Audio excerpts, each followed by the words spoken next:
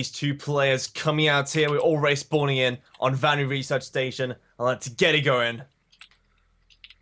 Our first player in the south position is going to be ByRada or ByRada as the blue Zerg. And his opponent in the top hand side is going to be Wingian as the Protoss. And that makes this a ZVP. So finally a bit of a switch up in matchup. Had a Zerg versus Terran there out of the first group, but Eric ended up running his opponent over, Terran not being Terran enough. So maybe Wingian could be the one to carry the flag of any non-Zerg out of Group A and B. We'll have to see though what he decides to do. I'm happy though that we have some Protoss. I'm very happy about that. You're missing your Protoss. Yeah, I end up missing Protoss. Like if we only do series of ZVT and ZVZ and stuff like that, I really end up missing Protoss a lot. I mean, it is a good third of the game, and soon enough, with the campaign coming out, they actually are going to have about equal content with the all the campaigns and everything. So, oh man, I'm really excited actually. Now that you bring it up about Legacy of the Void, so stoked. Dude, I'm so going to play the campaign. The first thing I do, actually. Dude, the campaigns in StarCraft 2 are just like really good. I think the music is the best part. Like, I know the gameplay is great, and they have this really fun way, like fun approach to it, with you can unlock things, you can get money, etc.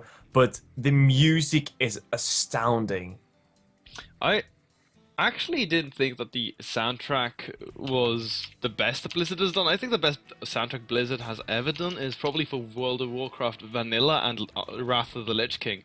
I completely agree, actually. Those were two choices. Second expansion for World of Warcraft. So those two are probably the best soundtrack they have ever made for any of their games. Yeah, Warcraft 3 comes close though, I think. Yeah, Warcraft, really because good. it sort of follows the same suit though. If you go back and you listen to some of the songs or parts of the soundtrack that they have in World of Warcraft. Okay, wait. I'll just spoiler alert right now. But when Arthas returns. Oh, dude, that's man. Yeah, okay, we're not gonna say more than that. No, but dude, I saw that recently. The feels came back. I can respect people who have not played the campaign yet. So that's why I'm not gonna spoil it. Because sadly, it's kind of a game that I think a lot of people have slipped under the rug, just because I mean we're sort of caught up in this entire thing. We have so many titles being released all the time, like Battlefield, COD. Yeah, so these AAA titles. Yeah, exactly. Like you're completely smothered with so many games, so it's very easy to miss a jewel like Warcraft 3. But yeah, if you haven't missed it, try it out. It's a really cool game.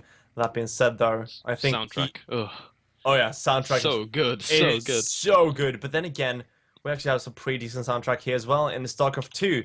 And I actually feel that it is the last series. You and I love to talk about video games. We love to talk about movies. But to be honest, I feel that us not having seen Wingian yet, and we saw ByRada having a hard time, or ByRada having a hard time against cats, is going to be interesting to see. It's going to be interesting to see what they actually decide to pull out here, because we have no clue, really. No, we'll have to wait. Maybe we'll see a pause here. ByRada asking if he needs one. There we go. So we will pause now for a second. So I'm going to be switching things over here to us briefly while we have our admins resolve whatever's going on. Hopefully it's not going to be anything too big here, so that we can have this series continue. Yeah, hopefully it's not going to be too bad. It seems like Wingian is having some light lag, if I understood it completely. So, I mean, it seems like it. And, well, I hope it's not going to be too bad. So, what do we see here, really? I mean, it's just a standard expansion from ByRada. I keep saying ByRada, I don't know why. ByRada? I think ByRada is the best way, but I keep saying ByRada. It's because, like, he capitalizes the R, so it looks like two words. So it's like ByRada. Yeah, I could kind of see that. Well, guys, they have unpaused, so we're going to go right back into it. And here we are. Hopefully, Wingian's issues should be resolved. So what are we seeing here in this game? Third gas goes down. No fourth. Stargate as well. Okay, there we go. There's the fourth gas. I was getting really confused as to seeing 3 gas Stargates.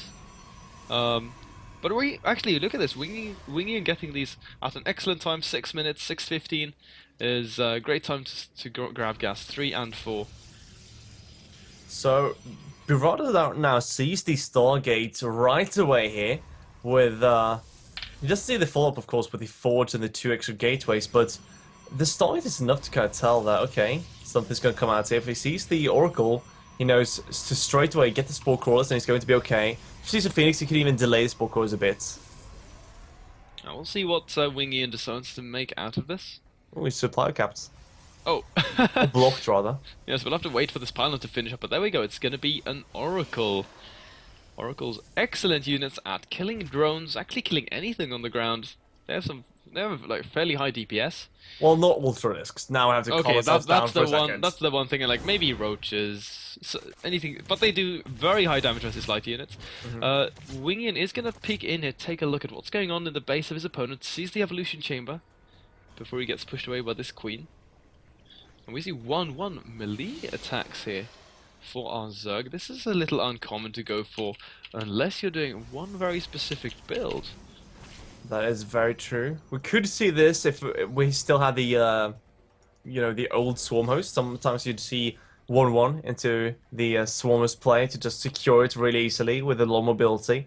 But that's not going to happen this time. So it looks like it's just what we talk about. The early upgrades into the Hive with Ultralisks. I think it's going to be so. Gets a cancel on the third base here for Wingian, which is nice though. So, taking a little initiative on the map, which is always good to do. And one of the biggest things I really want to say is, as a Zerg, when you're doing this kind of build, it's a lot about really buying time, sort of keeping the Protoss back, and if he tries to go for a third base, that's actually good for you. In comparison to as if he tries to hit a massive gateway timing, for instance, like a 7 or an 8 gate. Even though the 1/1 upgrades are really good, with good force fields, it's still extremely hard to trade efficiently versus that amount of production with Zealots. I don't think ByRada wants to take this fight though. I mean, sure, he's got those links, but they're not 1/1 yet, and that Oracle's just helping out so much. And those were about 28 links he just lost there to virtually killing no units. Now, here's the thing. ByRada has a very low drone count. You might have realized that earlier, you might have realized that now as I say it.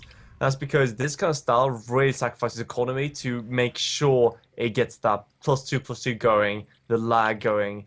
But look at this, he gets roach speed instead of the infestation pit right away, so unless he wants to be really defensive, this looks like he's trying for the third cancel. Yeah, once again, trying to swing in with a couple of lings, doesn't really get anything. Okay, gets a sentry for his troubles, might get 2 on number 3, and that would be great, but no, they actually manage to stay alive on top of that ramp. Another force field will have to be used, but still nonetheless, great hold here from Wingian. ByRada giving away a lot of these Zerglings, and like you point out, they're very important detail. Such a low economy kind of build. Now he's adding in more drones, but I think he's actually going to end up abandoning that plan because he realizes, well, couldn't really stop that third base from going down in the way I wanted it to with these links, so I think it's a better choice that he tries to transition out of this. Now, ByRada is having a hard time, of course, shutting this down, as you say, but he's going to have an even harder time, I feel, against this kind of +2 blink play they're going to see with at least one Immortal. Might even see more after this this Observer comes out. So it's one of these styles that is really potent and really strong, and pure roach slaying isn't really that amazing against. Well, that's actually true. So I think ByRada putting himself between a rock and a hard place in terms of the builds, because he was looking to go for that Ultralisk kind of style, but didn't get the damage he wanted done, ended up giving away too many units, so, you know, that means that he needs to remake them, which of course further slows down his economy. So, he's, like I said, sort of mucked things up a little bit here for himself. Well, we see a fleet beacon from Wingian. I think this is for Phoenix range. But I mean, he resumed Phoenix production. But there is no spy. Is he assuming this is going to be a Roachling Muta? Which actually would make tons of sense. It would, but the problem is, it's not going to be. It's going to be Hydras. Now, Hydralisks, of course, deal very well with Stalkers, but these aren't just ordinary Stalkers. They have Blink, and they will have that +2 upgrade, and now we see big warp in of Gateway units. And now Wingian is heading towards this gold base. He's on a mission. He's going to bring this down, and then he can either recall out of there, or continue on with the pressure if he sees that he has an opportunity to. Because right now we don't actually see too much out here. For ByRada, he's still sort of stuck on roaches and zerglings. Yeah, those Hydras are quite a while away, and right now we see ByRada trying to shut down the pass as quickly as it can, but he's losing a few roaches to do so, and we still see the backup pang remaining. Nice trap in. Oh yeah, very nice. Five forces going down slightly, sort of Overlapping. yeah, a little bit, but you know, not bad for that amount of units that he caught. Very important, by the way, like you noted, very key that he has a pylon in closer proximity here. What do we see out of ByRada though? Only more Lings. No Hydras really being made. I mean, he doesn't really have the economy to make Hydras, and there we go, this engagement has started. Good force fields here, walling off the units at the bottom of the ramp. This is an unfortunate timing to start lagging. Oh no! Demon swap, how dare you lag during the big engagement. We're right now waiting to see who's going to take this first game, and you stop lagging on us? How dare you? Especially like when it's such a tense moment with Wingian sort of in the middle of dropping force fields, ByRada trying to find that angle to push in with, so a little annoying here for both our players. Yeah, I can get that, and right now, behind this, Wingian seems to be getting a 3-3 in Robo Bay, so he's trying to transition. He still has enough for recall, I believe. Used one of the time warps already. But it's a pretty good surround by ByRada. I'm going to give him that, although he doesn't really have the composition to deal with the one Immortal. No, that one Immortal is just offering so much additional firepower. And I'm going to be hopping back here so you guys can see what's going on. And there we go, he does lay out. Pause does go down right away by ByRada. We'll see what the next action will be. ByRada asking if they're ready to go. And I think they should be okay. Asking for the admin, and I think he's asking if it was a cast or not, because if it was a cast, yeah, they might want to go. But MMY says it's okay. they're good to go, and that means that we are going to continue this battle. So here we are, 3, 2, 1. ByRada is the on pause, and there we go. Combat has ensued yet again. Force fields are fairly good so far for Wingian, but remember that they're very limited, but he brings down the gold base and just gets out of there. Yeah, I really like that he decides to go straight out there, not try to kill more than he really needed to. You don't want to bite off more than you can chew. Yeah, like it's very easy to do that in that scenario as a Protoss, where you sort of get over eager, thinking like, okay, well, I'm sort of on a roll, I'm riding the initiative of attack, and then you end up overextending, and you just kind of crumble and die on creep. ByRada, by the way, did misplace his gold base once again, so had to cancel another time and just remake it again. It's unfortunate. But I have to say, Wingian has done a great job so far, shut down that third base. Now he's showing to be very aggressive here out on the map, and he's actually getting his Colossus behind this, so as the Hydras would kind of counteract what Wingian is doing right now, the Colossus would counteract what ByRada is trying to do. Yeah, but needs to be very careful. Actually getting a really good wraparound here with these units, but the blink back is going to be very important. Now we can see all of these Zerglings shredded by these Zealots, and behind these force fields an Immortal. Lots of Blink Stalkers, well upgraded. And under that Guardian Shield, just not going to be able to do enough damage to bring that down. So once again, ByRada backing off, and now Wingian has that first Colossus out. ByRada started his hive now, so we're going to see those Vipers in not too long a time. But, well, we could see Wingian push before then, especially if he gets that extended thermal lance, gets a few Colossus. We see Storm behind this as well, so he could easily transition into using a few Templars with it. And even though the Vipers might come out, if Wingian has a bit better micro, he can absolutely feed back those Vipers. I think it's a little easier actually for the Protoss to get feedbacks on the Vipers than it is to work with those Abducts, because the High Templar are very small target, hard to find amidst the Protoss army, and I do believe that they're like at even range. But still, it's easier to single out those Vipers over the High Templar more often than not. Oh yeah, it's a bit of a dance almost, where the Zerg has to have the units in the front to really make sure he can get them off. But you know what? Right now, ByRada is getting very aggressive here, looking to cancel that fourth base, and here's going for the wraparound, attacking right into the Colossus center. Well, Wingian's not paying attention, loses his first Colossus right away. Yeah, he's forced to use a defensive blink, not really optimal with these Stalkers, but good storms there will force away the left-hand flank, and he's going to blink aggressively this time, push onto creep, and does deflect the attack. The fourth base stays up, and he retains one of the Colossi here. So, looking a little better. That was a very costly exchange, though, actually, for ByRada, I have to say. It was, and he kind of depletes his bank to remax here, getting 4 more Vipers, but behind this, getting Ultra's Cavern and the Spire, yeah. Wingian is going to clean up a little creep. It was actually a little too close for comfort, I think. It was like literally on his doorstep. And he has +3 with this, remember that. Yeah, and with the +3, he's really going to just shred through most of the units here. But as watch out, does not want to get trapped here. Those speedings are so scary by him. Oh, looking very scary. Blink is still on cooldown. Does end up saving those most of the Blink Stalkers here, but some did fall. Now we see Wingian really adding up the Colossi here. He's having a few High Templars for the Storms, for the Lings to kill him really quickly, of course for the Hydras as well. But mostly for the feedbacks, as he right now is just massing out Colossi, and they will just turn the army of ByRada to dust, really, if they do get to just freely attack.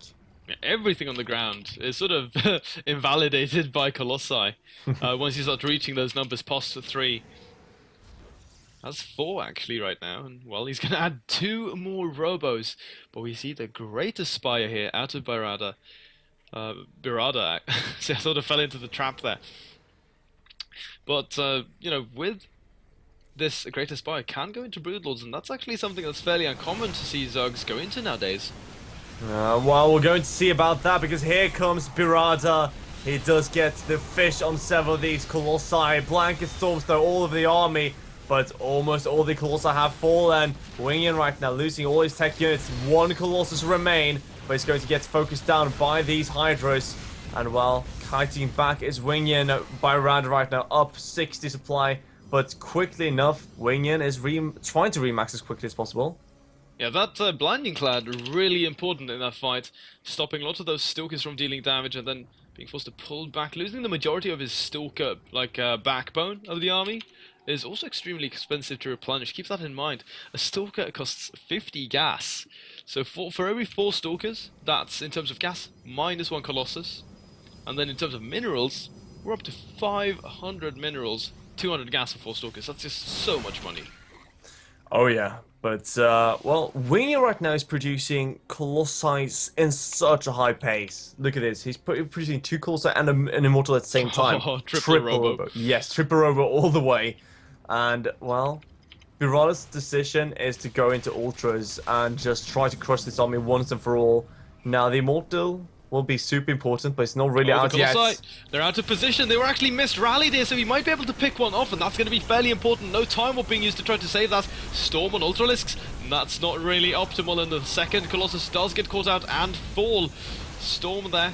A few Hydras do walk into that, but is there enough Protoss on the ground to clean this up? I think so. He's broken down most of these Ultralisks, and only the Hydralisks remain.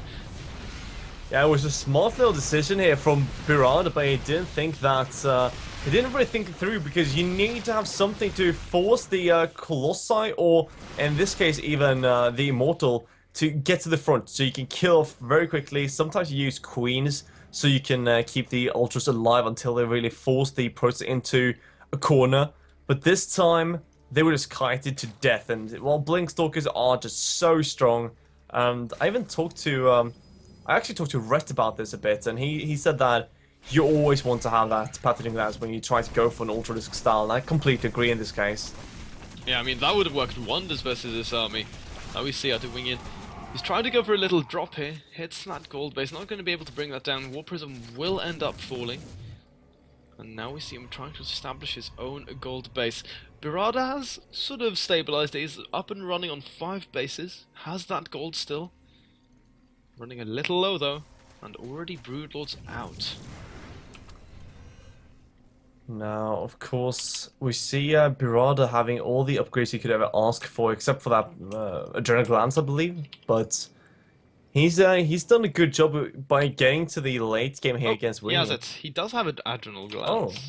So I can't see it on the upgrade. I guess he has too many for me to see in that case. Yeah, but he managed to squeeze that out. So Broodlord Infestor, reminiscent about those olden days of StarCraft 2. The golden days of Zergs just dominating the pro scene. Zerg had 2 of those. Yeah, but there was only one. Roaches. There was only one with Infestor Broodlord, and it was glorious. Oh, it was terrible. But here we go. First little Scout Stalker is going to be sacrificed, and Wingian right away realizes this is not good. Well, 2 Fungus do go down, still many left to go, and this is a lot of Broodlords already coming out. 3 more morphing right now for ByRada, as we see Wingian right now, just backing down, but he has to get a new base soon. Yeah, the gold base is just finished now.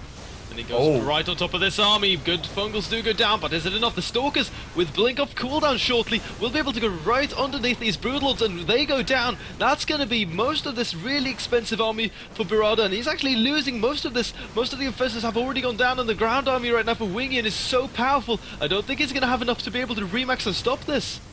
I completely agree here. We see Lynx and Roaches being produced here by ByRada, but he's running dry on lava. He can't really spend everything, and if his mineral count at this point is getting low, we see Wingian right now pushing towards the left-hand side, having to evacuate his base. ByRada, just not enough units. Now he's making Roaches and Zerglings out of desperation, but those are just too low in terms of tier to deal with this. I mean, Roaches, probably one of the worst units versus a super late game Protoss army like we see out of ByRada. Plus 3 Blinkstalkers, Psystorm, Immortals, Colossus, and that's gonna be it. Well played from ByRada, and Wingian is going to take the first game in this last series.